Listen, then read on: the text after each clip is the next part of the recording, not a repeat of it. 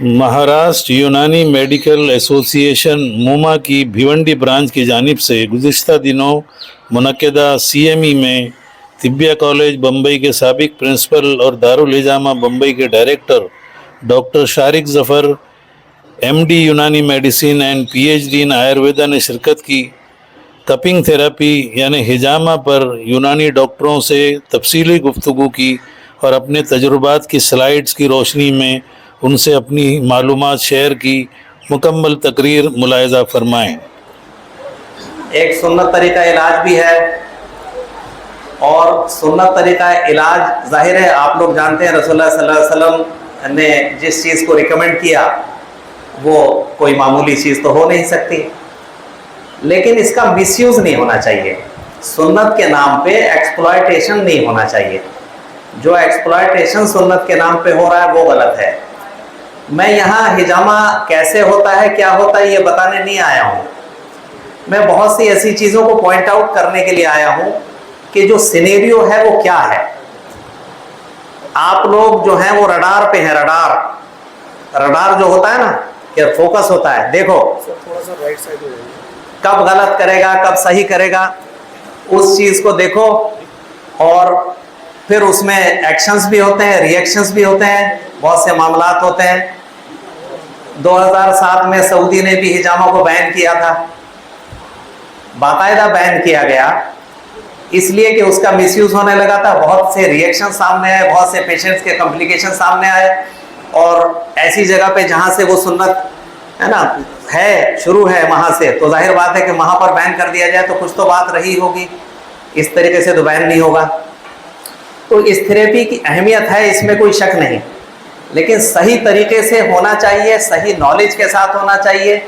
कोई भी चीज़ ला इल्मी में होगी तो वो गलत है। बहुत से यूट्यूब लर्नर्स हैं जो यूट्यूब से सीख करके अपना हाथ में जो है नश्तर लिया और अपना शुरू हो गए, हिजामा थेरेपिस्ट बन गए। तो ये मामला जो है, कोई भी थेरेपी है इल्म के साथ ज़रूरी है। रसूलुल्लाह सल्लल्लाहु अलैहि वसल्लम खुद भी बहुत से जो जिन लोगों को रिकमेंड करते थे तो आप जो है फरमाया करते थे कि फ़लाँ साहब फ़लाँ जो है इसमें एक्सपर्ट है, वो इसमें माहिर है, तुम उसके पास जाओ और वहाँ ये कराओ। चूँकि उनको मालूम था कि हाँ उसको इसकी प्रॉपर नॉलेज है, इसका प्रॉपर इल्म है। तो ला इल्मी जो है वो जाहिर बात है उसमें, और हमारा ये फ़र्ज़ बनता है, हमारी जिम्मेदारी है। हम तबीब हैं, हम फिजिशियंस हैं, हमारी एक पैथी है जिसका नाम यूनानी पैथी है।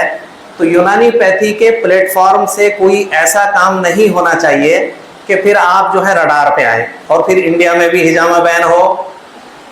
जाहिर बात है हो सकता है, बिल्कुल बैन हो सकता है, और अलाउ किया जाएगा तो क्वालिफाइड लोगों को अलाउ किया जाएगा, और वो भी एक लिमिटेशंस के साथ। चूँकि बहुत से कॉम्प्लिकेशंस भी आ चुके हैं, क्या क्या सिनेरियो है वो मैं आपके सामने रखता हूँ। हिजामा को कपिंग थेरेपी भी कहा जाता है और दूसरे बहुत से नाम हैं इंटरनेशनली। अब हम इसमें थोड़ा सा मुख्तसर तरीके से बहुत सी चीज़ों को पेश करेंगे। तारीख का सवाल है, पर मैं बहुत ज़्यादा डिटेल में नहीं जाना चाहूँगा। मुख्तसर तरीके से ये कि रसूलुल्लाह सल्लल्लाहु अलैहि वसल्लम से बहुत पहले से ये थेरेपी दुनिया में चल रही है। कई हज़ार साल पहले से मिस्र, चीन और दूसरे ममालिक में ये थेरेपी चल रही है, और जाहिर बात है कि उसका अपना एक बैकग्राउंड है, उसकी अपनी एक नॉलेज है जो बिखरी हुई है अलग अलग जगहों पे। अब इसमें जनरली जो जहाँ तक देखा जाए एक यूनिवर्सल प्रैक्टिस है। इसमें बहुत से फिजिशियंस के नाम भी आते हैं जो जिन्होंने अपनाया, बुकरात ने अपनाया, हेरोडोटस ने अपनाया, जालिनूस ने अपनाया, और उन लोगों ने अपने अपने तरीके से अपने ज़माने में हिजामा के ज़रिए से इलाज किया और इसको पसंद किया। फिर अरब कंट्रीज़ में राइज हुआ। तो आप सल्लल्लाहु अलैहि वसल्लम की जो अहादीस हैं उसकी रोशनी में अगर आप देखें तो आपको इशारे भी मिले, मलाइक की तरफ से भी इशारा हुआ कि अपनी उम्मत से कहें कि वो हिजामा को अपने इलाज में अपनाएं। और फिर आपकी हदीस भी है कि ये जो इलाज है सबसे जितने भी इलाज तुम करते हो उनमें सबसे बेहतर इलाज जो है वो हिजामा है। लेकिन बेहतर जब है जब उसको नॉलेज के साथ करो। उसकी नॉलेज तुमको होनी चाहिए कि कोई पॉइंट अगर तुम लगा रहे हो हिजामा का, अगर कोई वेट पॉइंट लगा रहे हो, ड्राई पॉइंट लगा रहे हो, तो उसका क्या मोड ऑफ एक्शन है, वो कैसे काम करेगा। सिर्फ ये नहीं कि किताब में लिख दिया कि ये साहब की ये किडनी के लिए बड़ा फायदेमंद है और आपने लगाया कि किडनी के लिए बड़ा फायदेमंद है, उसके पीछे जस्टिफिकेशन क्या है, क्यों ये पॉइंट लगाया जा रहा है, इसकी नॉलेज बहुत कम है। अब इसमें हमने बहुत से ट्रेनिंग प्रोग्राम भी किए इसी मकसद से। 2012 के बाद से हमने ट्रेनिंग देनी शुरू की, ट्रेनिंग वर्कशॉप की है, बहुत से लोगों ने अटेंड किया। कुछ लोगों ने आगे दूसरे डिटेल से सीखना भी चाहा और 14-15 वर्कशॉप हम लोगों ने किए बाकायदा इस सिलसिले में। अलग अलग जगहों से लोग आए, हिजामा पॉपुलराइज हुआ। हमारे दूसरे साथियों ने भी, यूनानी के साथियों ने काम किया। डॉक्टर उबैदुल्लाह बैग बैठे हुए माशाल्लाह बहुत अच्छा काम उस वक्त से किया, और आपने भी ड्रगलेस थेरेपीज को प्रमोट करने के लिए माशाल्लाह काफी अच्छा कंट्रीब्यूशन दिया। तो यहाँ आने का मकसद ये भी है कि कुछ दीवाने लोग आपस में मिल लें। एक दीवाना है, दूसरा दीवाना आया हुआ है, तो वो भी मुलाकात कर ली जाए और कुछ नॉलेज को भी आगे बढ़ाया जाए। बहुत से वर्कशॉप थे जिसमें सीसीआरएम के लोगों ने भी अटेंड किया। सीसीआरएम से रिकमेंडेशन भी, हेड ऑफिस से भी कुछ लोगों को डिप्यूट किया गया कि आप वर्कशॉप अटेंड कीजिए। और श्रीलंका से भी कुछ लोग आए, उसमें ये आप देख सकते हैं डॉक्टर सेनादीन वगैरह श्रीलंका से, फिर डॉक्टर शाहान अजमीर है, उसने आयुर्वेदा से वो एक कोर्स कर रहे थे, तो वो बाकायदा इसमें अटेंड किया। यानी बहुत से वर्कशॉप हुए। हमारे बॉम्बे के जो मौजूद इस्लाही फैमिली है, वो सभी भाइयों ने वर्कशॉप अटेंड किए। वो लोग भी अपने अपने लेवल पे हिजामा अपनी जगहों पे कर रहे हैं और माशाल्लाह काफी अच्छा इंटरेक्शन जो है रहा। बाद में लोगों का यह मशवरा हुआ कि इसको और फर्दर सही तरीके से सिखाया जाए, क्योंकि वर्कशॉप तो एक इंट्रोडक्शन होता है। अब आज भी जो हम लेक्चर दे रहे हैं ये एक इंट्रोडक्शन है, इसमें सिर्फ ये एक ग्लिम्स है, एक झलक है, मामूली सी झलक है कि आपको हमें बताना है और बहुत सी चीजें आपको मालूम भी हैं उसमें। ये एक इंटरेक्शन है, हमारे और आपके बीच का इंटरेक्शन है। ऐसा नहीं कि हम ही सब कुछ सिखाएंगे, बहुत सी नॉलेज आप लोगों को है माशाल्लाह, लेकिन यह है कि ये जो इंटरेक्शन है इसका कोई रिजल्ट निकलना चाहिए, सिर्फ नशिस्तन खुर्दन बर्खास्तन नहीं होना चाहिए। बहुत से प्रोग्राम होते हैं, बस लेक्चर हुआ और अपना अच्छी अच्छी बातें हुई, अच्छा अच्छा खाना खाया, निकल गए, लेकिन उससे कुछ मसला हल नहीं होता है। कुछ रिजल्ट निकलना चाहिए, कुछ चीजें दिमाग में आनी चाहिए। अंदाजे में गरचे बहुत खूब नहीं है, शायद के उतर जाए तेरे दिल में मेरी बात। तो इसका मकसद ये है कि कुछ ऐसे पॉइंट्स हैं जो मैं आप लोगों से डिस्कस करना चाहता हूं। अब जैसे आयुर्वेदा की एक डॉक्टर ने भी बाकायदा हिजामा अपना शुरू किया बड़ौदा में, उसने बाकायदा सीख करके शुरू किया और उसने आयुर्वेदिक सेंटर के साथ हिजामा को भी मिक्सअप किया, कपिंग थेरेपी, इनॉग्रेशन वगैरह के लिए बुलाया। बहुत से इंटरेक्शन हुए। अब जहां तक हिजामा के पॉइंट्स का सवाल है, अरबी लिटरेचर में कुछ नंबरिंग के पॉइंट्स मिलते हैं। बिल्कुल शॉर्ट में जा रहा हूं, बहुत ज्यादा डिटेल में जाने की जरूरत नहीं है, क्योंकि डिटेल तो बहुत कुछ है सिखाने के लिए। कोई भी डीपली सीखना चाहे कांटेक्ट कर सकता है, लेकिन जो पॉइंट्स हैं उनमें 1 2 3 4 5 6 142 143 पॉइंट्स। ये पॉइंट ये नंबर का पॉइंट है, ये पॉइंट ये नंबर का पॉइंट है, लेकिन ये कि वो पॉइंट क्या है, किस तरह का पॉइंट्स है, इसमें ये तमाम बहुत से पॉइंट्स हैं। शायद उतना विजिबल नहीं है, लेकिन फिर भी इसमें जस्ट एक बताने के लिए सुनना पॉइंट्स भी हैं। सुनना पॉइंट्स का जहां तक मामला है, अब मैं आपको डॉक्टर और पेशेंट के इंटरेक्शन की बात बता रहा हूं कि बहुत से पेशेंट आते हैं कि साहब हमको सारे सुन्नत के पॉइंट लगा दो, यानी एक पेशेंट के पर्सपेक्टिव से बात कर रहा हूं कि सारे सुन्नत के पॉइंट लगा दो, हम जो है सुन्नत पूरी करनी है। अब सुन्ना पॉइंट्स क्यों हैं, सुन्ना पॉइंट्स क्यों कहा जाता है? रसूलुल्लाह सल्लल्लाहु अलैहि वसल्लम के ऊपर जिस वक्त सहर हुआ तो उस वक्त ये पॉइंट लगाया गया। आपको अगर कहीं तकलीफ हुई, पैर में हुई, कमर में हुई, तो उसके लिए दूसरे पॉइंट्स लगाए गए। तो प्रॉब्लम के हिसाब से, बीमारी के हिसाब से, प्रॉब्लम के हिसाब से पॉइंट हैं। अगर मान लीजिए 9 या 11 जो पॉइंट्स हैं उसमें भी थोड़ा कंट्रोवर्सीज हैं, उसकी लोकेशंस में भी कंट्रोवर्सीज हैं थोड़ा, उन चीजों को भी हम लोग क्लियर करने की कोशिश कर रहे हैं। हमारे दूसरे बहुत से जो इंटरनेशनल जो फ्रेंड्स हैं वो भी इन एनाटॉमिकल लोकेशंस जो है उनको क्लियर करने की कोशिश कर रहे हैं, उसमें कोई लिटरेचर आया भी है सामने। तो सारे सुन्नत के पॉइंट लगाने का क्या जवाब बनता है? अगर बहुत से लोग बोलते हैं कॉमन सुन्ना पॉइंट है, एक कॉमन सुन्ना पॉइंट है कि पीठ के पीछे है और ये कॉमन सुन्ना पॉइंट है, उसके लोकेशंस अलग अलग तरीके से बताए जाते हैं, कभी दो कंधों के बीच में, कभी गर्दन के नीचे के हिस्से में, तो उसमें भी कंट्रोवर्सीज हैं। लेकिन ये कि कॉमन सुन्ना पॉइंट ठीक है, चलो भाई एक सुन्नत का पॉइंट लगा लिया आपका, वो ठीक है, सुन्नत आपकी पूरी हो गई, वो एक अलग अलग मामला है। लेकिन सारे सुन्नत के पॉइंट लगाने का जवाब क्या है? कोई जवाब नहीं है। अगर वो प्रॉब्लम पेशेंट को नहीं है तो वो पॉइंट किस लिए, उसमें कौन सी सुन्नत पूरी हो रही है? हर चीज का जस्टिफिकेशन होना चाहिए कि प्रॉब्लम क्या है, उसके लिहाज से आपको इलाज करना है। हाँ, जाहिर बात है कि अगर कमर में दर्द है और उसमें जो कमर दर्द के लिए जो सुन्नत का पॉइंट लगाया गया है और हम किसी मरीज के कमर के दर्द का इलाज कर रहे हैं और उसमें दूसरी प्रॉब्लम्स भी साथ में हमने एक्सरे देखा, MRI देखा, प्रॉब्लम को सॉर्ट आउट किया, तो हम जाहिर है उस सुन्नत के पॉइंट को अपने ट्रीटमेंट में इंक्लूड करेंगे, तो इंशाल्लाह अल्लाह की शिफा शामिल होगी। लेकिन ये कि सारे सुन्नत के पॉइंट लगाने का एक साथ में कोई जवाब नहीं बनता है। आप लोग अपने पेशेंट्स को कन्विंस कर सकते हैं कि आपको जिस लिहाज से प्रॉब्लम होगी उस लिहाज से आपका जो है ट्रीटमेंट किया जाएगा, और उससे रिलेटेड जो सुन्नत का पॉइंट है वो हम उसमें जरूर इंक्लूड करेंगे, तो उसमें अल्लाह की शिफा जरूर शामिल होगी।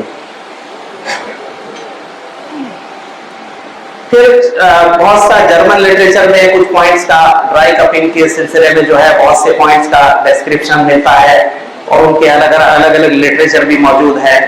तो जाहिर बात है कि ये थेरेपी अलग अलग ममालिक से डेवलप हुई है। फिर ये एक डॉक्टर कमर शाहबान एक मलेशिया से हैं, तो उनका ये अपना वर्जन है, जो नंबरिंग थे उन्होंने फ्रंट और बैक के लिहाज से उसको क्लासिफाई कर दिया कि साहब ये फ्रंट के पॉइंट है और ये बैक के पॉइंट है। फ्रंट के पॉइंट में F लगा दिया, बैक के पॉइंट में B लगा दिया। कुछ हद तक उसने कोरिलेशन चाइनीज कपिंग पॉइंट से भी करने की कोशिश की कि ये जो पॉइंट है सुन्नत का, ये जो पॉइंट है ये DU16 हो सकता है, ये जो है ये जो दो गर्दन के पीछे के पॉइंट है तो ये ब्लैडर 20 हो सकता है। तो इस तरीके से कुछ कोरिलेशंस उन्होंने अपने लेवल पे देने की कोशिश की, लेकिन ये कि उसका कोई साइंटिफिक प्रूफ नहीं है।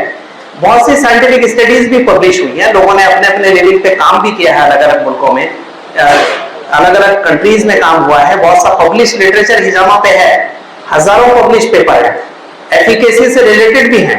यहाँ बाकायदा जो है केस स्टडीज हैं, कुछ इस तरह की स्टडीज हैं कि 10, 20, 50 पेशेंट लेकर के काम किया गया, पब्लिश किया गया।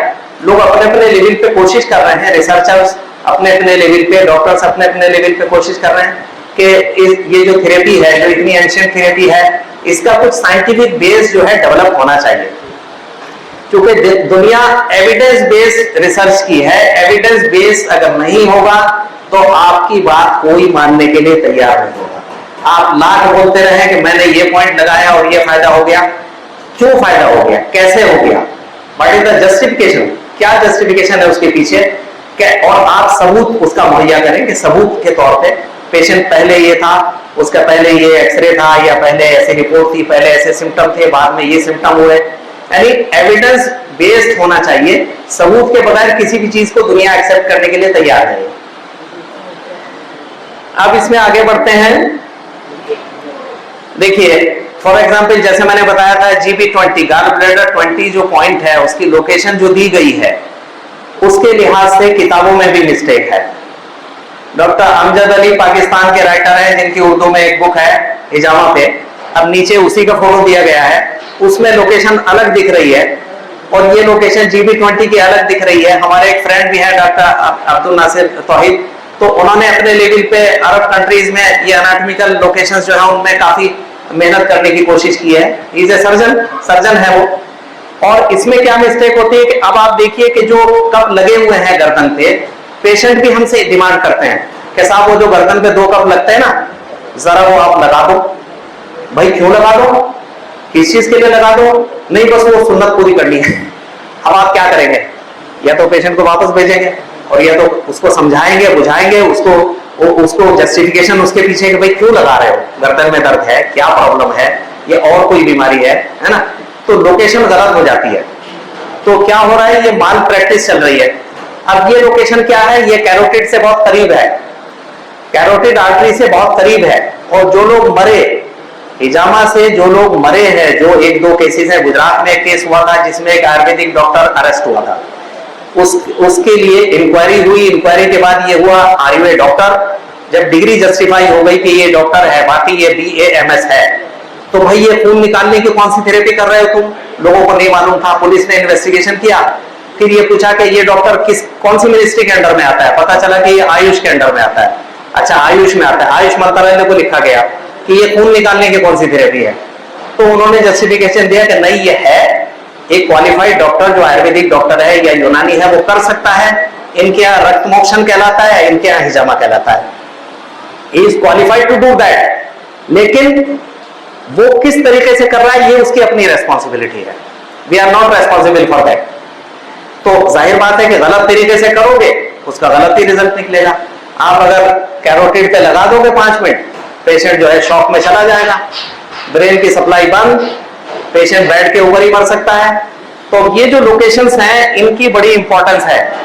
इसमें किताबों में भी मिस्टेक हुई है, उसको समझना भी जरूरी है और उसको सीखना भी जरूरी है। ये तो एक एग्जाम्पल मैंने बताया, और बहुत से एग्जाम्पल्स हैं। अब देखिए, जो डॉक्टर अब्दुल नासिर तौहीद जिनका मैं बात कर रहा हूं, तो अरब जो सर्जन हैं, तो उनका ये डायग्राम बनाया हुआ है और उन्होंने दिखाया है कि कैरोटिड कहाँ है और GB20 कहाँ है, उसको लोकेट करने की कोशिश की है ना। एक पेशेंट जो मेरे पास आई, वो किसी मसाज थेरेपिस्ट के पास चली गई थी और उसने उसके तकरीबन कैरोटिड के करीब ही ये पॉइंट लगाया था। इसमें पिक्चर में उतना क्लियर नहीं है, लेकिन ये कि यहाँ पर वो पूरा जो है ब्रूसिस लेकर के, ब्लू कलर का ब्रूसिस लेकर के आई। और किस लिए दिया था? शोल्डर पेन के लिए। जबकि शोल्डर पेन उसका वर्टिब्रल सबलक्सेशन की वजह से था कि वर्टिब्रा ठीक करेंगे तो आप जाहिर है नर्व, जो नर्व कंप्रेशन है उसको अलग, उसको ठीक किया जाएगा, चाहे कायरोप्रैक्टिक के थ्रू किया जाए या हिजामा से किया जाए, उसकी भी टेक्निक है। लेकिन ये कि उसने जहां पेन था वहां लगाने की कोशिश की। तो मैंने उसको बताया, मैंने कहा बहन तुम बहुत बड़े खतरे से बच गई, तुम मरने से बच गई, अब उतर गई। क्यों? इसलिए कि ये कैरोटिड आर्टरी करीब है, आपके यहाँ पर लगाया गया, आप बच गई, बाल बाल बची हो। खैर, फिर बाद में हमने उसका ट्रीटमेंट किया और वो 1-2 सिटिंग में माशाल्लाह उसका वो जो एक्यूट पेन था वो चला गया। थोड़ा कायरोप्रैक्टिक किया, वर्टिब्रा को देखा, एक्सरे देखा, साथ में हिजामा किया। लेकिन ये कि इस खतरे से वो बच गई, तो उसकी जान जा सकती थी कि वो जो मसाज थेरेपिस्ट था उसने अपनी मसाज के साथ साथ हिजामा के भी कप रखे हुए थे। अब वो जहां पेन होता था वहीं लगा देता था और इतना खींचता था कि वो हिस्सा ब्लीड हो जाता था। अब प्रेशर कितना देना है, ड्यूरेशन ऑफ कपिंग कितना होना चाहिए, इसकी बड़ी इंपॉर्टेंस है। इसमें कोई देखे नहीं, अब आपने पेशेंट को कप लगाया और आपका कोई मोबाइल आ गया, आजकल तो मोबाइल से माशाल्लाह बड़ी बर्बादियां आ रही हैं, तो उसमें आप आधे घंटे के लिए बिजी हो गए डिस्कशन में। पेशेंट जो है वो उसके कप लगे हुए हैं, या तो ब्रूसिस आ गए और या तो ब्लिस्टर्स आ गए, छाले पड़ जाते हैं। इसमें आप देखें फॉर एग्जांपल, ये जो है, ये इसको मैं जंगली हिजामा बोलता हूं एक्चुअली। बहुत सी चीजें ऐसी हो रही हैं कि मैंने 60 कप लगाए, मैंने 100 कप लगाए, मैंने 2 लीटर ब्लड निकाला, मैंने ये किया। यानी क्या उसमें फख्र करने की बात क्या है कि तुमने 2 लीटर ब्लड निकाला? अरे 2 लीटर ब्लड निकालना है, वेन से निकाल लो ना, बोतल भर के 2-3 बोतल। अगर ब्लड इम्प्योर ब्लड निकालना ही है, वेन से निकाल लो ना। लेकिन ये जंगलीपन करने की जरूरत क्या है? नीचे कप देखें, इधर देखें, कटिंग देखें, बीच में सेंटर में एक इंस्टीट्यूट का ही फोटोग्राफ है, नाम नहीं बताऊंगा वरना फिर मेरे ऊपर चढ़ जाएंगे लोग। तो अब वो साहब जो है वो बोलते थे कि साहब ये तो जो है बस हमने तो इसके हिजामा के बारे में सुना है कि इसमें तो ऐसे ऐसे जो है लकीरें खींची जाती हैं और बस ये किया जाता है। अब वो ये बीच में है जो फोटोग्राफ, अब इसमें आप देखें कि स्कार फॉर्मेशन हो रहा है। कुछ लोग बड़ा फख्र महसूस करते हैं कि मैंने बड़ा कट लगाया, बड़ा खून निकाला। नीचे देखें सेंटर में पूरा स्किन जो है कट की हुई है और वो उसका वीडियो भी फेसबुक पे डाल रहे हैं कि साहब ये मैंने देखो ये स्किन को पूरा अपार्ट कर दिया, पूरा अलग कर दिया और यहां से मैंने इतना खून जो है निकाला। क्या जंगलीपन है? क्या हो रहा है? थेरेपी के नाम पे हो क्या रहा है? इसमें फख्र की कौन सी बात है कि ज्यादा खून निकाला? खून की क्वांटिटी का मसला नहीं है। वेट कपिंग में थोड़ा भी ब्लड निकलेगा उतना भी काफी है। क्वांटिटी ज्यादा निकले उसके लिए ज्यादा लंबा कट लगाओ या ज्यादा डीप कट लगाओ, इसका कोई सेंस नहीं बनता है। वेट कपिंग का, ड्राई कपिंग का मोड ऑफ एक्शन मालूम होना चाहिए, लोकेशंस मालूम होनी चाहिए, जो पॉइंट्स है उनकी अपनी अहमियत है। तो ये सिनेरियो है। बहुत से लोग, अब एक साहब से मेरी, अब ये एक साहब देखे राइट अपर लेफ्ट कॉर्नर में आप देखें, एक साहब हिजामा कर रहे हैं, नाली के किनारे बैठे हुए हैं और मरीज का जो ब्लड निकल रहा है वो अपना उधर नाली के अंदर चलता कर रहे हैं। क्या मतलब बनता है इस तरीके से करने का? हमने उनको थोड़ा फेसबुक पे डांटने की कोशिश की तो चिढ़ गए कि साहब वो मैंने मैसेज दिया कि तुम बगैर ग्लव्स के कर रहे हो। अरे रसूलुल्लाह के जमाने में तो ग्लव्स नहीं थे। What nonsense! यानी क्या मतलब है ये बात कहने का कि रसूलुल्लाह के जमाने में ग्लव्स नहीं थे? अरे रसूलुल्लाह के जमाने में एड्स भी तो नहीं था। हाँ, या रहा भी होगा तो उस वक्त वो केसेस क्लियर नहीं हुए होंगे। हर चीज को रिलीजन से कोरिलेट करना, रिलीजन के साथ जोड़ना जबरदस्ती बदनाम करने वाली बात है और कुछ नहीं है। आप नीट एंड क्लीन तरीके से कीजिए, फूहड़पन करने की जरूरत क्या है? अब आप कैंप ऑर्गेनाइज कर रहे हैं और पता चला एक मौलाना ने कैंप ऑर्गेनाइज किया, हमने देखा कि लाइन से सबको बैठाया हुआ है शर्ट उतार के, अब कुर्सी पे बैठे हुए हैं। अब उसके बाद सबके एक साहब जो है वो तो चल रहे हैं और कप लगा रहे हैं, कप लगाते जा रहे हैं। दूसरे साहब जो है एक ही ब्लेड से सबको प्रिक करते जा रहे हैं। तो आपने सारे बकरे एक ही चाकू से हलाल कर दिए। क्या मतलब बनता है? एक को एड्स है, सबको एड्स हो जाएगा। तो इस तरीके से माल प्रैक्टिसेस शुड बी प्रिवेंटेड और माल प्रैक्टिसेस को रोकना बहुत जरूरी है। और जो डॉक्टर्स हैं उनको ठीक तरीके से सीखना जरूरी है। ये नहीं सोचना है कि मैं यूनानी फिजिशियन हूं, मैं आयुर्वेदिक फिजिशियन हूं, I am qualified to do हिजामा, नोबडी कैन स्टॉप मी, है ना? ये एक होता है, मेरा हक बनता है करने का प्रैक्टिस। लेकिन भाई नॉलेज के साथ कर लो। कॉलेजों में तो क्या सिखाया जाता है हमको मालूम है, कितना बताया जाता है हिजामा के बारे में या किसी प्रैक्टिस के बारे में हमको मालूम है। बच्चे क्या सीखते हैं वो खुद ही बताएंगे। तो अब उस थेरेपी को सीखना है तो उसका लिटरेचर देखो, उसके जो एक्सपर्ट्स हैं उनसे सीखो, सही तरीके से सीखो और फिर उसको आगे बढ़ोगे। अब कुछ हिजामा क्लिनिक खुलते हैं, 1-2 महीना खुला, उसके बाद गायब, क्लिनिक किधर गई पता नहीं। इसलिए कि जब मोड ऑफ एक्शन नहीं पता तो रिजल्ट नहीं मिलेगा, पेशेंट भाग जाएंगे, फिर तुम्हें भाड़ा देना मुश्किल पड़ जाएगा। तो कंडीशन ऐसी बनती है, बहुत से हिजामा क्लिनिक खुले बंद हो गए। तो ये चीज जो है ये तभी एग्जिस्ट करेगी कि जब वो नॉलेज के साथ की जाएगी। कुछ स्टडीज न्यूज में आई, अब जैसे मिसाल के तौर पे इसमें दिया हुआ है कि ब्रूसिस बन गए, ब्लैक ब्रूसिस बन गए। एक पेशेंट को किसी ने रिकमेंड किया कि तुम ड्राई हिजामा जो है 1 महीने तक रेगुलर कराओ, उस जगह बाकायदा वो स्किन फट गई, स्कार्स बन गए और वो सब फिर न्यूज में आता है, तमाशा बनता है। क्योंकि अल्टीमेटली लोगों को मौका मिलता है उस चीज को हाईलाइट करने का, बताने का। इंटरपैथी राइवलरी भी है। प्रॉब्लम ये है पैथीज मिलकर के काम नहीं करती हैं, ये बड़ी मुश्किल है। लेकिन अब उसका क्या किया जाए, सॉल्यूशन उसका कुछ निकालना चाहिए कि there should be good interactions between pathies. अब जैसे आयुष सिस्टम है या एलोपैथी है, सब में आपस में अच्छे इंटरेक्शंस, अच्छे एक्सचेंज ऑफ व्यूज होना चाहिए ताकि वो हमारी पैथी को जाने, हम उनकी पैथी को जाने। और उस लिहाज से ये जो इंटरपैथी राइवलरी है ये खत्म होना चाहिए। अब इसमें क्या होता है, आपने गलत किया वो ले उड़ेंगे, उन्होंने गलत किया आप ले उड़ेंगे, तो रिजल्ट क्या होगा? नुकसान तो पेशेंट का होगा। Ultimately we have to work for human welfare. Ultimately उनकी हेल्थ के लिए हमको काम करना है। हम सब उसी मकसद से लगे हुए हैं, चाहे एलोपैथिक डॉक्टर्स हो, चाहे यूनानी डॉक्टर हो, चाहे आयुर्वेदिक डॉक्टर हो। सबका मकसद ये है कि हमारे मरीज को फायदा होना चाहिए। सबके अपने अपने अलग अलग तरीके हैं, सबके अपने अपने लिमिटेशंस भी हैं। जाहिर है कि जितना जो लिमिटेशन आपको दिया गया है, जो आपका दायरा है, आप उससे बाहर निकलेंगे तो जाहिर बात है आप मिस्टेक करेंगे।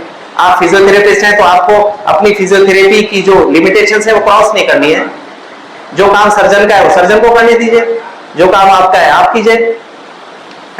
कहीं कहीं माल प्रैक्टिसेस भी है, जाहिर बात है कि उसमें उसका कुछ किया नहीं जा सकता। इंटेंशनली कभी कभी पेशेंट्स को हैरेस किया जाता है, तो उस तरह की केसेस भी सामने आए। 1-2 केसेस डिस्कस भी करूंगा। अब इसमें ये सब पब्लिकेशंस हुए हैं। किसी में ऐसा हुआ कि कान के पीछे बहुत ज्यादा प्रेशर से हिजामा कर दिया गया, तो उसके बाकायदा ईयर के जो इंटरनल पार्ट है, इंटरनल ईयर में ब्लीडिंग्स वगैरह हो गई, क्लॉट्स बन गए। तो इस तरह के जो केसेस है उनका फिर जर्नल्स में और अलग अलग जगहों पे पब्लिकेशन आ जाता है। अब जहां तक बॉडी की, देखिए बॉडी की एक फिजिकल अनाटमी है, एक स्पिरिचुअल अनाटमी है। Spiritual anatomy in the sense कि आमतौर से जो चाइनीज मेडिसिन से आपको देखने को मिलता है कि मेरिडियन सिस्टम्स है, और उसकी साइंटिफिक स्टडीज भी हुई हैं, पब्लिश रिसर्च भी है, इवन के कपिंग से रिलेटेड चाइना के पब्लिकेशंस मैक्सिमम हैं, अगर आप देखें उसको जाकर के बहुत से पब्लिकेशंस हैं। तो ये this is the spiritual anatomy. लेकिन ये क्या है, इसके पीछे साइंस क्या है, और आपकी जो पैथी है, आपकी जो थेरेपी है, उससे इसका क्या ताल्लुक है? बहुत सी चीजें ऐसी हैं जो ट्रेडिशनल सिस्टम्स में कॉमन है।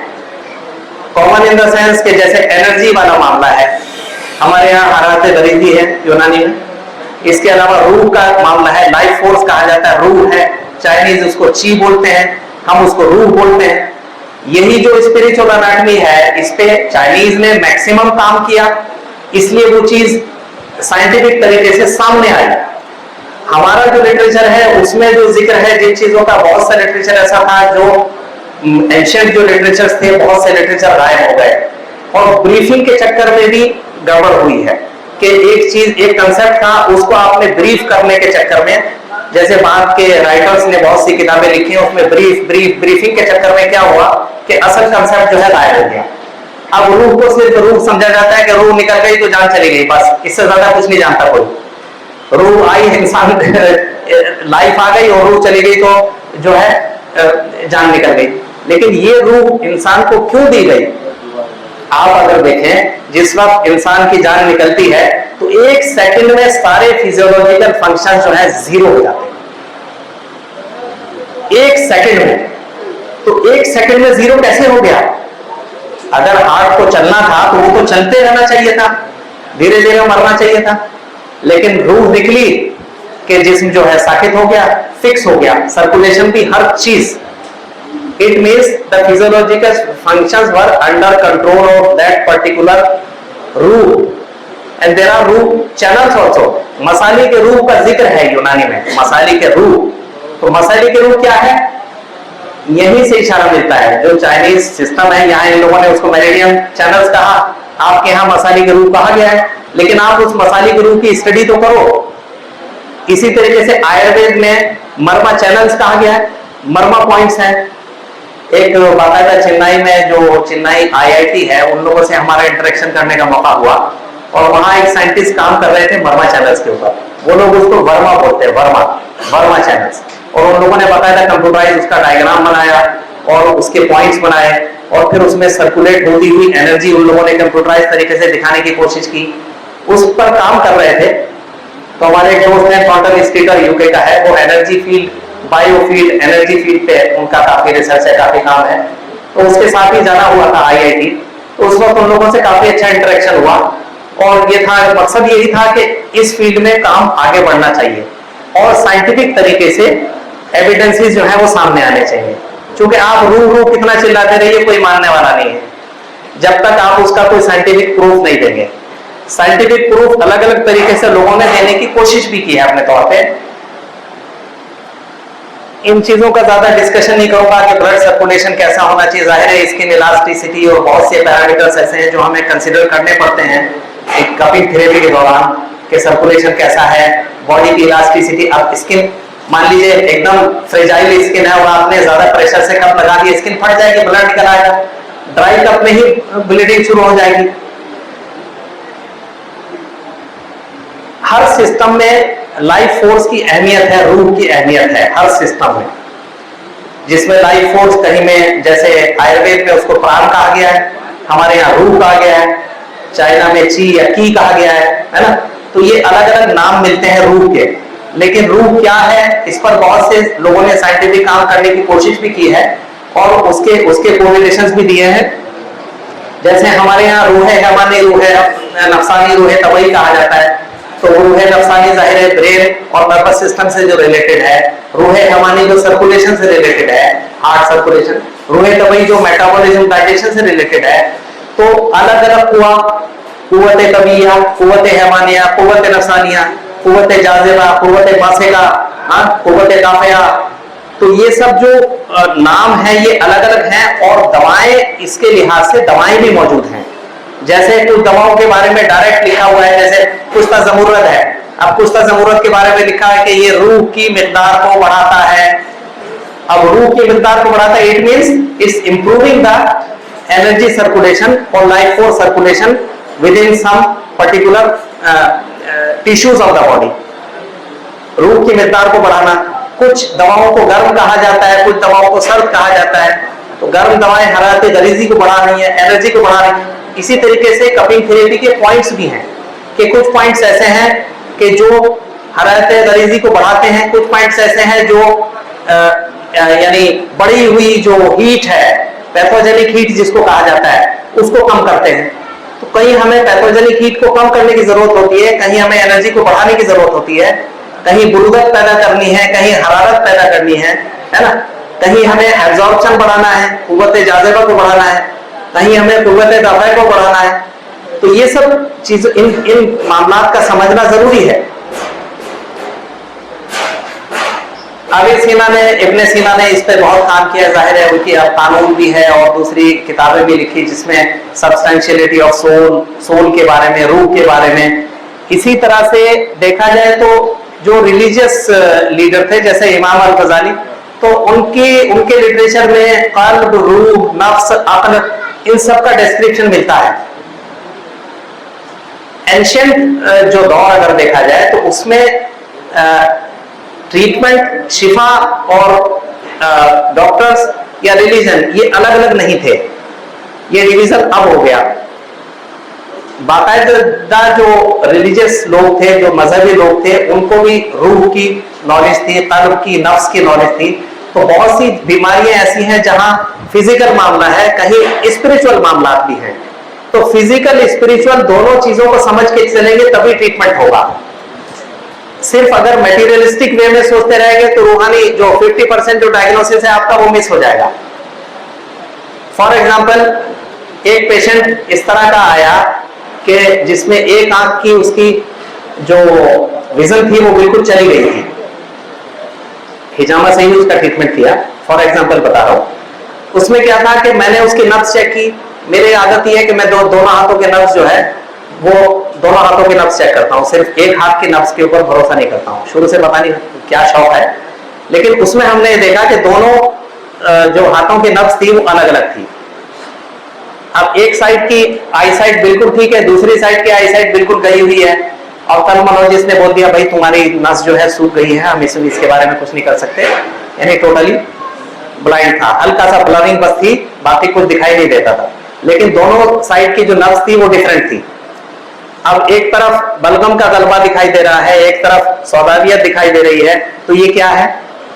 जाहिर बात है कि ये जो बॉडी की जो हमारी एनर्जी है, बॉडी के जो हमारे अखलाक हैं, इनका डिवीजन भी है, राइट लेफ्ट बॉडी के मामलात भी है, जिसमें जो जहां तक स्पिरिचुअल डायमेंशंस हैं उसमें भी डिफरेंसेस मिलते हैं। तो अब उसमें ये पता चला कि एक तरफ का जो जिस्म है उधर सौदावियत का गलबा है, एक तरफ का जो जिस्म है बलगमी गलबा है, क्योंकि दोनों पल्स जो है अलग अलग इशारे दे रही है। उसका ट्रीटमेंट किया, 3-4 सीटिंग में उसका विजन जो है वापस आ गया।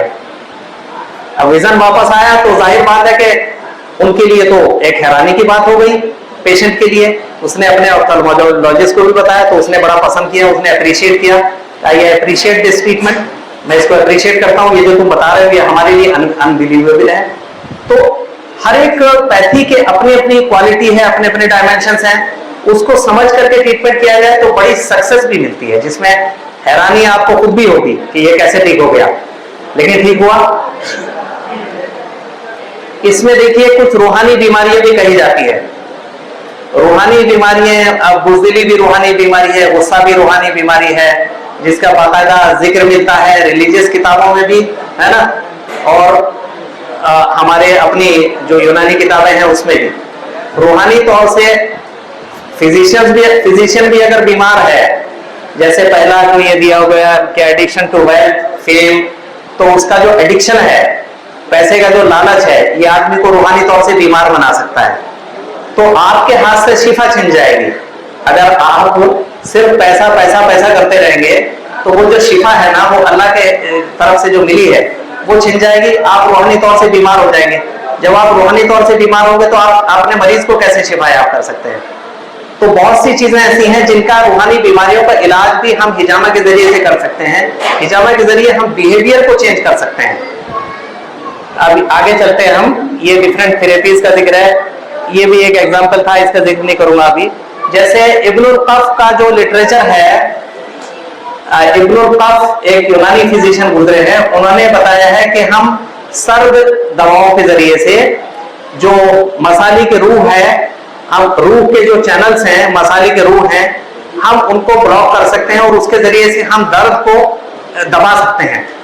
Block way the pathways of vital force, यानी सर्द दवाओं के जरिए से रूह के मसालिक को हम ब्लॉक कर सकते हैं और दर्द की जो सेंसेशन है उसको हम कम कर सकते हैं।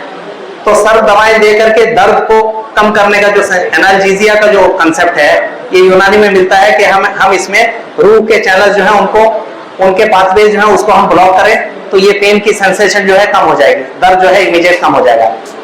ये काम आप कपिंग थेरेपी के जरिए कर सकते हैं कि उसमें अलग अलग डिफरेंट पॉइंट्स ऐसे हैं कि आप उस पाथवे को ब्लॉक करेंगे, अल्टीमेटली वो जो सेंसेशन है कम होगी। लेकिन पाथवे को किसके, जब आप रूह का जो चैनल से, जो मसाले के रूह है उसको ब्लॉक करेंगे, तब उसके बाद ही उसका इफेक्ट नर्व्स के ऊपर होगा। ऐसा नहीं है कि नर्व्स को ब्लॉक कर रहे हैं, नर्व्स को ब्लॉक नहीं कर रहे हैं, रूह का जो पाथवे है उसको ब्लॉक कर रहे हैं। तो ये कंसेप्ट अपने यहाँ 9th सेंचुरी से मिलता है, ये अभी कोई नया कंसेप्ट नहीं है। ये एक जनरल फिजियोलॉजिकल कंसेप्ट है, साइटोस्केलेटन ऑफ द सेल। हमारा जो कनेक्टिव टिश्यू है उसके थ्रू हमारी जो बॉडी की एनर्जी है उसके थ्रू भी काफी हद तक चैनलाइज होती है। जो लाइफ फोर्स है, जो जिसको कहा गया कि that circulate in the form of biophotons, रोशनी यानी लाइट की सूरत में, that is invisible light under invisible spectrum. ये लाइट हमारी बॉडी में सर्कुलेट होती है in the form of biophotons, इसी सेलुलर मैट्रिक्स के थ्रू। और इस पर साइंटिफिक स्टडीज भी हुई है। जैपनीज साइंटिस्ट ने बायोफोटोन काउंटर भी बनाया है, बताया कि ये जो biophoton is the minimum quantity of light that produces at 1 electron jump. एक इलेक्ट्रॉन जंप पे एक बायोफोटोन रिलीज होता है। और ये रोशनी अल्लाह ने इनविजिबल रखी है, जो हमारे जिस्म में है और हमारे जिस्म से बाहर भी निकलती है। इस सिलसिले में रसूलुल्लाह सल्लल्लाहु अलैहि वसल्लम की एक दुआ भी है, अल्लाहुम्मा जल फी हल्बी नूरा वफी बसरी नूरा वफी समई नूरा वफी ताकी नूरा वफी शिमाली नूरा वफी जुनूबी नूरा। तो ये क्या है, नूर क्या है? नूर वही है जो अल्लाह का दिया हुआ जो नूर है हमारे जिस्म के अंदर, लाइट की शक्ल में, रोशनी की शक्ल में। अल्लाह मेरे सामने की रोशनी को बढ़ा, मेरी आंखों की रोशनी को बढ़ा। ये दुआ किस लिए? रसूल एक दुआ कर रहे हैं और फ्रीक्वेंटली वो इस दुआ को पढ़ा करते थे, तो किस लिए? इसमें तासीर है। ये जो आपकी लाइट है ना, इसी को बहुत से लोगों ने ऑरा से भी कोरिलेट किया है कि बॉडी का ऑरा है, लेकिन it's in the form of invisible spectrum.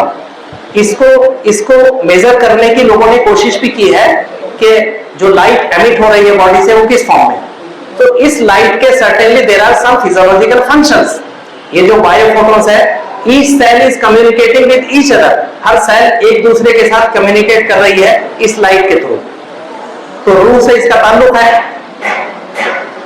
इसमें और जो मेरिडियंस का जहां तक ताल्लुक है, मेरिडियंस के थ्रू भी ये जो लाइट है ये ट्रांसफर होती है, एक जगह से दूसरी जगह ट्रांसफर होती है। और बॉडी के हर सेल का जो फिजियोलॉजिकल फंक्शन है उसमें इसका रोल है, उसमें इसका रोल है। ये लाइट अगर कहीं ब्लॉक हो जाएगी तो अल्टीमेटली वो जो फिजियोलॉजिकल फंक्शंस है वो स्लो हो जाएंगे, या फ्लूइड्स का एक्यूमुलेशन हो जाएगा, या एब्जॉर्प्शन रुक जाएगा, या मेटाबॉलिज्म रुक जाएगा, या एक्सक्रीशन रुक जाएगा। तो ये जो मामलात हैं ये फिजियोलॉजी से रिलेटेड है। It means physiological functions are under control of this particular life force and energy of the body. इसी वजह से जिस्म की रूह निकलती है तो 1 मिनट में जिस्म जो है साकित हो जाता है, कोई फिजियोलॉजिकल फंक्शन बाकी नहीं रहता है। अब बहुत से फंक्शंस हैं, बहुत सी थ्योरीज हैं हिजामा की कि ब्लॉकेजेस को खोलता है, टॉक्सिन्स रिलीज होते हैं, लेकिन वो टॉक्सिन्स रिलीज कैसे होते हैं? आप ये मत समझिए कि आपने हिजामा किया और वहां से अपना बस आपने 1, 2, 4 कप लगाए या 10 कप लगाए तो आपने टॉक्सिन बॉडी से बाहर निकाल लिए। नो, आप लोकली कर ही नहीं सकते इसको, कितना टॉक्सिन निकालेंगे आप क्या पूरी बॉडी के ऊपर कप लगा करके उसको प्रिक करके जख्मी करके पूरी बॉडी से टॉक्सिन खींचेंगे? टॉक्सिन तो पूरी बॉडी में है, अलग अलग फॉर्म में टॉक्सिन है। जो डिटॉक्सिफिकेशन है बॉडी, जो कुदरत ने हमारे जो ऑर्गन्स बनाए हैं, हमारा किडनी है, हमारा स्प्लीन है, हमारा लीवर है, you have to promote the functions of that particular organs and you have to identify कि इसको लीवर की प्रॉब्लम है, इसकी जो है कुव्वत इस्ताला में प्रॉब्लम है, या कुव्वत जाज़िबा में प्रॉब्लम है, कुव्वत दाफिया में प्रॉब्लम है, स्प्लीन का कुछ मामला है क्या, किडनी का कुछ मामला है क्या, ये आइडेंटिफाई करना होगा आपको, इसका डायग्नोसिस करना होगा।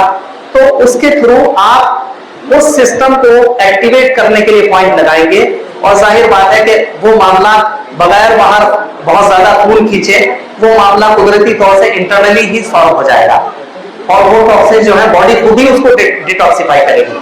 कभी कुछ पॉइंट ऐसे जो इम्यूनिटी को बढ़ाने के लिए है, आपने कुव्वत मुदब्बरा बदन को बढ़ाया, उसके कंट्रोल में सारी कुव्वतें हैं, तो जाहिर है कि वो जो टॉक्सिन्स हैं उसको वो अपने आप ही उससे सेफ्टी हो जाएगी, या बाहर से कोई हार्मफुल टॉक्सिन बॉडी में आया वो बाहर निकलेगा।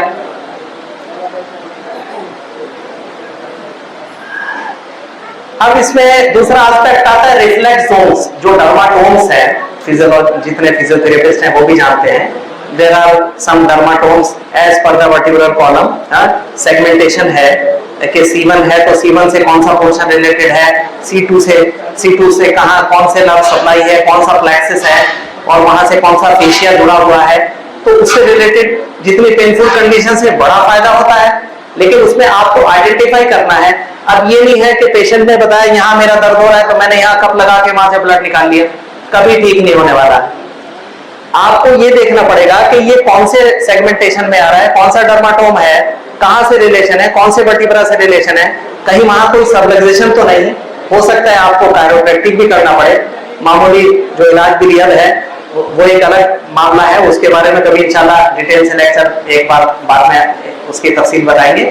लेकिन आपको ये कोरिलेशन करना होगा, रूट कॉज की तरफ आपको जाना है। आपको ऐसा नहीं करना है कि डायरेक्ट जहां पेन हुआ वहीं आपने कप लगा दिया। आमतौर से कई क्लिनिक्स की ये शिकायत मिलती है, पेशेंट आके बताते हैं कि साहब वो तो बस जहां दर्द होता है वहां लगा देते हैं, हमारा तो दर्द ठीक नहीं हुआ।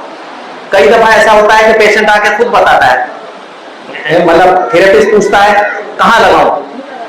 अब आप पेशेंट से पूछेंगे कि कहां लगाऊं, कब कहां लगाऊं, तुमको कहां से तुमको ब्लड निकालूं, कहां से ना निकालूं, या पेशेंट से पूछेंगे तो पेशेंट की नजर में आपकी क्या अहमियत होगी। जाहिर बात है कहीं कहीं ऐसा भी हो रहा है कि कहां लगवाना है, आ जाओ लेट जाओ, डायरेक्ट लेट जाओ।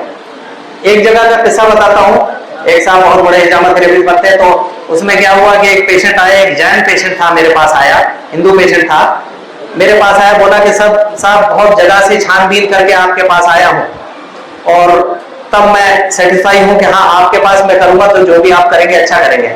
मैं एक हिजामा क्लिनिक पे गया था मुंबई में, वहां मैं बैठा, जुमा का दिन था, मेरे माथे पे लिखा हुआ नहीं था कि मैं मतलब मुसलमान नहीं हूँ, मतलब मैं तो हिंदू हूँ, मेरे माथे पे लिखा हुआ नहीं था। तो वहां कई लोग घूम रहे थे, तो एक साहब जो थे वो लोगों को लिटा रहे थे, हिजामा कर रहे थे, दूसरा बेड खाली पड़ा था, तो उसके ऊपर चौड़े चौड़े बेल्ट रखे हुए थे, चमड़े के बेल्ट रखे हुए थे। तो मैं बेल्ट को देख करके जरा चौंक गया कि ये तो इंसान के तो बेल्ट है नहीं, ये तो जानवरों के बेल्ट लग रहे हैं। तो मैंने उनके चेले से पूछा कि भाई ये जो रखा है, ये चमड़े का जो पट्टा है, ये काहे के लिए रखा है? तो बोले जो उसने जुमला कहा वो सुन के मैं डर गया, मैं कांपने लगा कि उसने बताया कि ये ऐसा है कि काटने से पहले बांधा जाता है। तो काटने से पहले बांधा जाता है मतलब उस चेस्ट को भी बांध देते थे, वो यहाँ से भी बांध देते थे, और फिर वो जो थेरेपी करते थे पेशेंट चीरता रहता था और वो पट्टे के अंदर बंधा रहता था। वहां से वो उठा और उससे थेरेपिस्ट से कहा कि भाई ऐसा है कि यार मैं जरा नमाज पढ़ के आ जाऊं। बोले बस मेरा बचने का यही तरीका था कि जुमा का टाइम था और मेरे बचने का यही तरीका था कि मैं वहां से निकला कि भाई मैं जरा नमाज पढ़, हाँ जरूर नमाज पढ़ के आ जाओ, और मैं वहां से भागा, फिर मैंने वहां पलट के नहीं देखा। तो ऐसे ऐसे सिनेरियो जब हिजामा के बारे में होगा तो क्या असर बनेगा पेशेंट की, क्या यानी जहन में एक इमेज होगी। अब आप देखें कि हमें इशारा कभी कभी जो हिजामा का जो ब्लड है उससे भी मिलता है, इसमें कलर उतने क्लियर नहीं है, लेकिन जो अखलाक की जो डोमिनेंस है कौन सी खिल्त गालिब है, इसका इशारा हमें कभी कभी अपने कफ से भी मिलता है। और ये मेरे अपने ओरिजिनल फाइंडिंग्स हैं, ये मैंने कहीं से लिया नहीं। इसमें दम का जो दम्भी अमराज थे मरीज को आइडेंटिफाई किया गया, नब्ज चेक की गई, पता चला कि हाँ दम्भी मर्ज है। जैसे कुछ मिसाल के तौर पे टिकटी अर्टिकेरिया, तो एक दम्भी मर्ज है। फिर मिसाल के तौर पे आगे अगर आप देखें तो उसमें जो ब्लड है वो उतना क्लियर नहीं आया, नीचे उसमें व्हाइटिश मटेरियल था बाकायदा। बलगमी मर्ज में मुब्तला था, 900 मेमोरी भी था, मिर्गी का मामला था और दूसरे मामला थे बलगम डोमिनेंट होने के। तो कलर से भी हमको इशारा मिलता है। ब्लैक कफ है, तीसरा जो कफ है, तो ये साइकेट्रिक पेशेंट था स्किज़ोफ्रेनिया का, बाकायदा उसमें हमें ये ब्लैक जो ब्लड है वो देखने को मिला, तो सौदा की डोमिनेंस मिली। तो खिल्त का मामला जो है, खिल्त के मामले को देखना आपका बहुत जरूरी है कि जो मादा है उसका आप इमाला करेंगे, इस्तिफराग करेंगे। हमारे डॉक्टर उबैदुल्लाह भी माशाल्लाह उस बारे में बहुत अच्छी नॉलेज रखते हैं, आपको सिखाएंगे कि हमें जो है जाज़िबा, मासिका, दाफिया, इनका बहुत ध्यान रखना है। उस उसूल पे हम हिजामा से बड़ा कामयाब इलाज कर सकते हैं। हमको पता चलेगा कि हाँ सफरा बढ़ा हुआ है। अब जैसे चौथा जो कप है उसमें येलोइश ब्लड ज्यादा है, तो सफरावी मर्ज था। सफरावी मर्ज के लिहाज से हमने सफरा के उसूल पे इलाज किया, माशाल्लाह शिफा हुई। तो अपने जो कंसेप्ट है उनको आपको समझ के चलना है। रीही अमराज, बादी अमराज, गैस क्या है? हिबिन के ड्राई कप के थ्रू भी जो स्किन के पोर्स हैं उससे ये गैसेस जो है बॉडी से बाहर आती हैं। आप देखें कि कप के अंदर कभी कभी फ्यूम जो है जमा हो जाता है। बहुत से गैसेस हैं जो हमारी बॉडी से एमिट होते हैं और कुछ ऐसे गैसेस हैं जिनको हमें एक्सट्रैक्ट करना है। कभी कभी कप जो है उसका प्रेशर प्रॉपर है फिर भी अंदर झाग निकल रहे हैं, तो ये जो है ये रीह या बाद जिसको पर्शियन में कहा गया। तो रीही अमराज का जो कंसेप्ट है, रीही अमराज की पूरी लिस्ट है, पूरा आपको यूनानी लिटरेचर में, अगर आप पुराने लिटरेचर में जाएं तो आपको उसका कंसेप्ट मिलेगा और उस रीही अमराज का आप फिर हिजामा के थ्रू जो है एक कामयाब इलाज कर सकते हैं। ड्राई और वेट कपिंग का इब्ने सीना के यहाँ भी जिक्र मिलता है। हिजामा बेशुद्ध बिलाशुद्ध और उसके फवायद, कानून फित्ती पढ़िए और दूसरी किताबें पढ़ें। यूनानी लिटरेचर में माशाल्लाह काफी नॉलेज जो है बिखरी हुई है। हमें अपने लिटरेचर की तरफ भी जाना चाहिए और हमें दूसरी पैथीज से कोरिलेट करके फिर हमें एक ऐसा सिस्टम डेवलप करना चाहिए कि जिससे हम मरीज को कामयाब जो इलाज है वो दे सकें। बहुत से निशानात कभी कभी आते हैं, अब लोग इनका इंटरप्रिटेशन अलग अलग तरीके से देते हैं कि साहब अगर छाले पड़ गए तो आपको तो एलर्जी है, एलर्जी होने की वजह से हो गए। ऐसा नहीं है। ड्यूरेशन ऑफ कपिंग बहुत इंपॉर्टेंट है।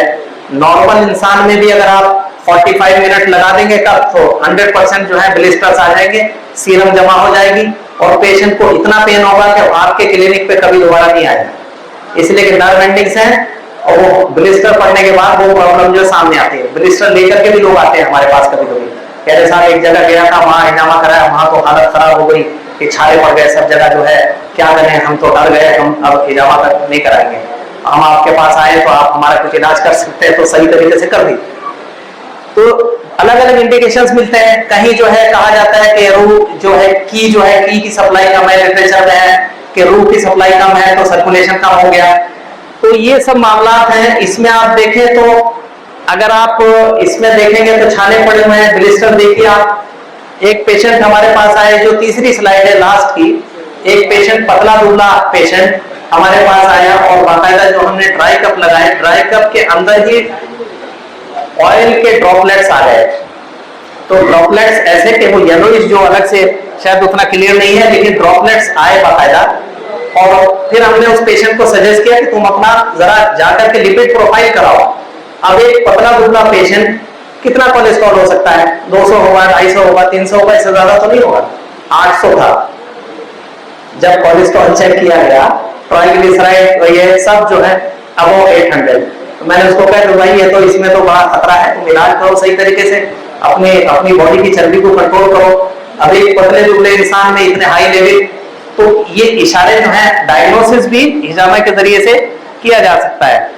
यूजेस बहुत सी डिजीजेस में है, ज्यादा डिटेल में नहीं जाना चाहूंगा। ये एक साहब है यूएसए के लॉस एंजलिस के, जिनका सियाटिका सिर्फ ड्राई कपिंग से ही एक सिटिंग में ठीक हो गया था। फिर साइकेट्रिक पेशेंट्स हैं, माशाल्लाह नॉर्मल हो गए। ये सीवियर डिप्रेशन का केस था जो 6 एंटी डिप्रेशन खा रहा था। मशहूर साइकेट्रिस्ट हैं बॉम्बे के, डॉक्टर माचिस वाला, उनके अंडर में ट्रीटमेंट था उसका। तो बाकायदा दुकान वगैरह सब अपनी बंद कर चुका था, सुसाइडल टेंडेंसी हो गई थी। इस पेशेंट को हमने ट्रेनिंग प्रोग्राम में बुलाया। ये जो आप देख रहे हैं जो लेटा हुआ है ना, इस पेशेंट को हमने इंटेंशनली ट्रेनिंग प्रोग्राम में बुलाया जस्ट टू डिमॉन्स्ट्रेट, और एक पॉइंट हमने लगाया, उसके बाद वो सो गया। अब वो सोया हुआ है फर्श पे, सोने दो, हम अपना ट्रेनिंग प्रोग्राम चलाते रहे। आधे घंटे बाद उठा और फिर बोला कि डॉक्टर साहब जितनी सुकून की नींद आज आई है 6 साल बाद, इतनी सुकून की नींद कभी नहीं आई।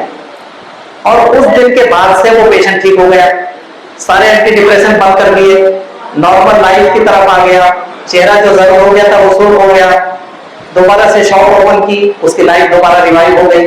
वरना एंटी डिप्रेशन खाता खाता जाहिर बात है कि लाइफ जो डिटेरियोरेट हो रही थी और एक रोज सुसाइड करके खत्म हो जाता, या तो फिर कोई और दूसरी कंडीशन डेवलप होकर के कहीं पागलखाने में चला जाता। तो इस तरह की जो जिसको मैजिकल रिजल्ट बोलते हैं, लेकिन वो उस तरह का मैजिक नहीं, एक साथ बोलते हैं कि हर चीज को मैजिक ही बोलते हैं कि magic magic it's a magic. Magic कुछ नहीं है, you have to apply the logic, then you can see the magic. पहले लॉजिक अप्लाई करो, उसको देखो, उसके बाद ही आप किसी उसमें कर सकते हैं। ये पेशेंट हैदराबाद से आया था, इसका रिस्क जो था वो रोटेट नहीं हो रहा। ये पॉइंट अप्लाई किया, इमीडिएट रिस्क रोटेट होने लगा।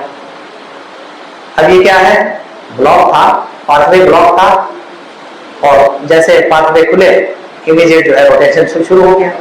तो इस तरह के जो रिजल्ट हैं वो मिलते हैं। अभी ज्यादा डिटेल में नहीं जाऊंगा।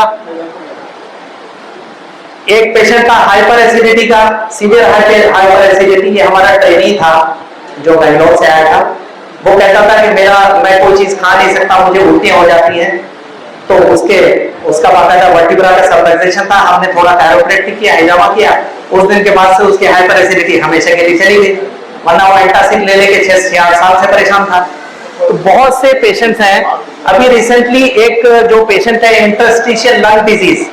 अब इंटरस्टिशियल लंग डिजीज में क्या होता है, फ्लैग्म है, ब्रोंकिएक्टेसिस है, पेशेंट जो है उसको डिस्निया होगा, है ना। आप जो है उसका ट्रीटमेंट करेंगे अपने तरीके से, अपनी अपनी दवाएं लेंगे, यूनानी वाले मुझे बलगम देंगे, बलगम के लिए काढ़े देंगे। लेकिन क्या इसका रिलेशन वर्टिब्रा से हो सकता है? बिल्कुल है। इस पेशेंट में यही हुआ कि इसका रिलेशन इसके थोरेसिक वर्टिब्रा से था, उनमें सबलक्सेशन था। हमने उसका कायरोप्रैक्टिक किया, हिजामा किया, वर्टिब्रल अलाइनमेंट ठीक किया। उस दिन के बाद से उसके लंग्स का जो स्पाज्म था, जो इन्फ्लेमेशन था, जो सिक्रीशंस थे वो कम हुए। यही पेशेंट जो है जो सीढ़ियां चढ़ते हुए डरती थी, वो दौड़ दौड़ के सीढ़ियां चढ़ने लगी और नॉर्मल हो गई, और दवाएं बंद हो गई, दवाओं की जरूरत नहीं है। तो इस तरह के रिजल्ट्स आपको अनबिलीवेबल जो रिजल्ट है वो मिल सकते हैं। ये वो पेशेंट है जिसके बारे में मैंने बताया था कि उसकी आई साइट चली गई थी और उसकी आई साइट जो है रिवाइव हो गई। अब एक और एस्पेक्ट जो इससे पहले जो मैंने आपको बताया कि हिजामा इन जिम पोजीशन, इसमें भी बहुत तमाशा होता है। एक हमारी जो स्टूडेंट है तिबिया कॉलेज की, उसने मेरे पास एक पेशेंट भेजा और उसने बताया कि सर मैंने तो इस लेडी के माथे पे यहाँ कप लगाया तो जिन हाजिर हो गया। वो आगे आगे, ये पीछे पीछे, पेशेंट पीछे पीछे, और वो तो वहां तो हस्बैंड उसके परेशान हो गए कि ये क्या मुसीबत पाल ली तुमने, तुम घर में हिजामा मत करो, ये सब तुम बंद करो, ये सब क्या करना शुरू कर दिया तुमने, ये तो तुम्हारी जान आफत में आ जाएगी। तो सर मैंने उसको आपके पास रेफर किया। देखो खैर उसका ट्रीटमेंट फिर रुकिया और हिजामा के जरिए किया गया। ये ऐसा एस्पेक्ट है कि इसके बारे में तो 2-3 घंटे का एक अलग से लेक्चर जरूरी है, क्योंकि इसमें बहुत से मिसकंसेप्शंस भी हैं और बहुत सी जो रियलिटीज हैं वो लोगों के सामने नहीं आई। तो अगर कोई जिन अपीयर हो जाए हिजामा के दौरान तो आप क्या करेंगे, इसके बारे में आपको नॉलेज होना बहुत जरूरी है। और होते हैं कभी कभी अपीयर भी होते हैं। छोटे मोटे हम लोग कोर्सेज भी चलाते हैं हिजामा कायरोप्रैक्टिक के बारे में, डॉक्टर्स के लिए भी है 1 ईयर पीजी डिप्लोमा, जो सिर्फ नॉलेज देने के लिए है। उसका मकसद नॉलेज देना ही है कि आप इस चीज को प्रॉपर तरीके से सीखें और इन थेरेपीज को अपनी क्लिनिक में अपनाएं। जो लोग इंटरेस्टेड होंगे इंशाल्लाह कांटेक्ट कर सकते हैं, बाद में हम लोग मिलेंगे। बहुत से ट्रेनिंग्स हमारे हैं जिसमें एमबीबीएस डॉक्टर्स भी हैं और दूसरे लोग भी हैं जिन लोगों ने थेरेपी सीखी, कोर्सेज किए, certificate courses, PG diploma courses. तो इंशाल्लाह शुक्रिया जज़ाकल्लाह। थोड़ी देर हो गई उसके लिए माफी चाहता हूँ, लेकिन ये टॉपिक ऐसा है कि इस पे 2-3 दिन भी बोला जा सकता है अलग अलग एस्पेक्ट्स के ऊपर। तो उम्मीद है कुछ चीजें आप लोगों के जहन में आई होंगी। अगर कोई सवाल हैं तो आप लोग सवाल कर सकते हैं।